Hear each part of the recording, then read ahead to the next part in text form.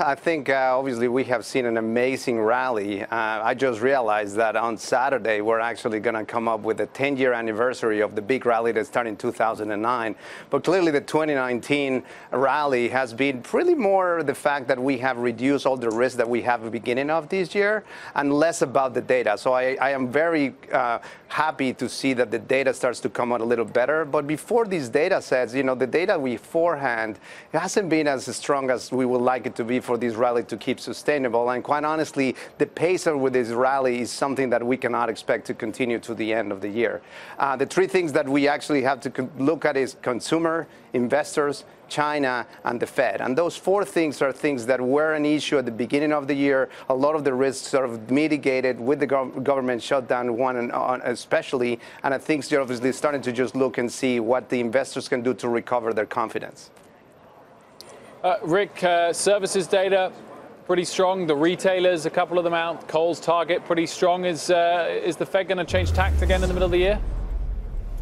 Well, I don't know that they'll change tax, but I still continue to think that the Fed still has some tightenings left in this cycle. It doesn't mean that they have to be trigger happy. So, we could view it as neutral, but I really do think if you're monitoring the U.S. economy, you could still make a pretty good case. There's going to be a point in the future where another quarter or two is going to be implemented by the Fed. But I don't look at that as a bad thing, and I think that Jay Powell will look not only at the data, but how the market responds to the data. You clearly see, Wolf, that the dollar index always stalls around 97. Yes, that's strong, but it does usually stall there. And on interest rates, we can't seem to make a new high for 10s above 278 or so, even though the 30-year has. And if you sum it all up, I think we can make it simple. I think it's impossible to actually debate with any type of intellectual honesty how much of anything is ever built into the markets. But I do believe within a handful of percentage points of all-time highs with the three major stock indices